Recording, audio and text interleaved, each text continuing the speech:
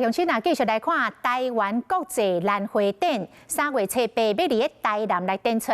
这个特别打造着艺术甲生态结合的展览空间，要让民众有无同的体验。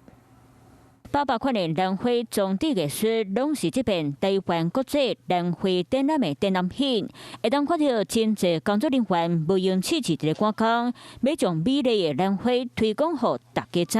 从3月8号到3月23号，这2个多礼拜的时间，等着大家来迎接最璀璨、最美丽，而且最科技的兰花盛会。这边的展览场布置结合生态艺术，强调自然和美学并行，规划4大展览区。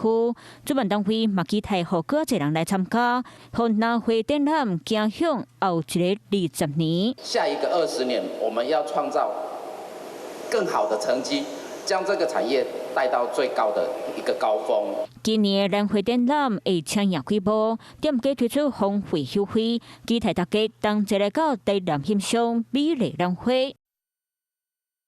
Hello， 我是郑雅芳。想要抢先掌握最及时的新闻资讯吗？赶快订阅、按赞、开启小铃铛，锁定华视新闻 YouTube 频道。